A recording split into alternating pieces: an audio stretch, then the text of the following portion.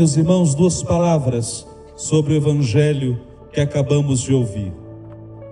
A reação dos guardas do templo. Não se tratam aqui ainda dos soldados romanos, que terão grande protagonismo na execução da sentença e condenação dada a Cristo por Pôncio Pilatos. Mas o templo tinha uma guarda própria.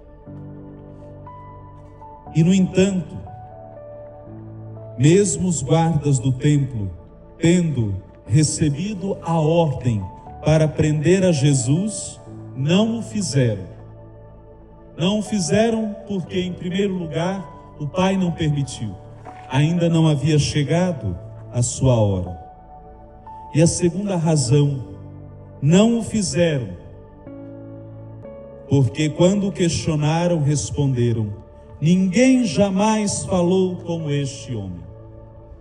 A palavra de Jesus, o modo como Jesus falava e ensinava, embora se tratando do mesmo conteúdo da lei de Moisés, como rabino, como mestre, mas o modo como ele falava e, sobretudo, como ele vivia, era algo encantador, a tal ponto que aqueles homens, acostumados a obedecer ordens, acostumados a agir com truculência, acostumados a agir com violência, retrocederam diante de Jesus.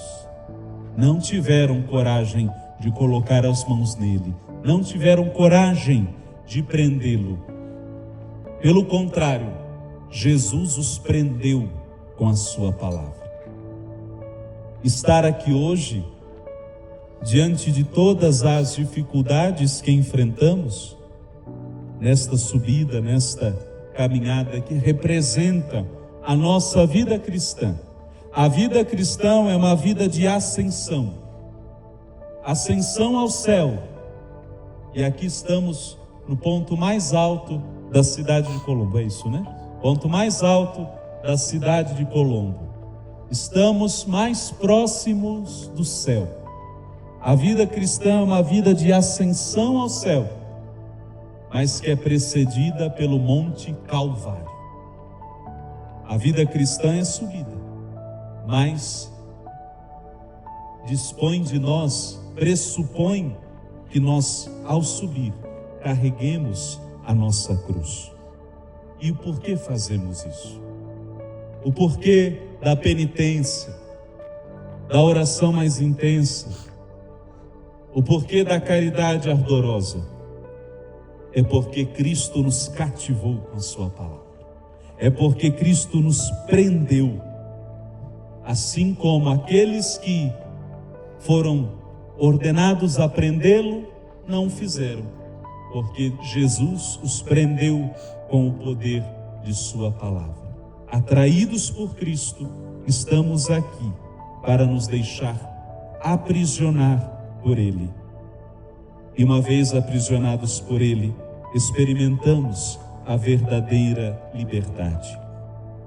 E a segunda palavra deste evangelho é aquilo que Nicodemos, discípulo de Jesus às escondidas, mas ao mesmo tempo fariseu, membro do Sinédrio, do Conselho dos Anciãos, que vivia dividido entre manter-se fiel à lei judaica, a observância da lei de Moisés, como fariseu, ou tornar-se discípulo de Jesus, aquele que foi procurar Jesus às escondidas, na calada da noite, de madrugada.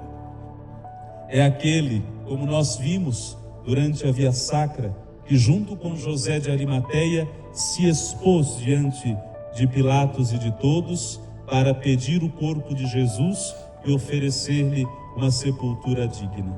Esse mesmo Nicodemos, que diante do julgamento dos outros fariseus, ele vai levantar a voz para dizer: será que a nossa lei julga alguém antes de o ouvir e saber o que ele fez? Essa pergunta Nicodemos hoje também poderia destinar e dirigir a cada um de nós. Será que o nosso modo de julgar é justo? Será que julgamos tão somente pela aparência? Será que julgamos apenas por aquilo que acreditamos estar certo, de acordo com nossas conclusões precipitadas? A pergunta de Nicodemos, na verdade, é uma declaração. Não existe nenhum julgamento que seja justo, verdadeiro e autêntico, que antes não se ponha a ouvir, a saber, a conhecer aquele que de algum modo podemos estar julgando. Que o Senhor nos conceda a capacidade da escuta para ouvir com atenção, com atração a sua palavra, nos deixando prender por Ele, atrair por Ele.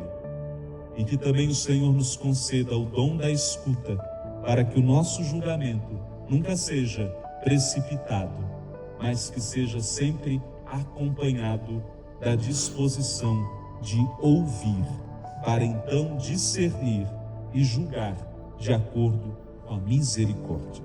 Que assim seja. Amém.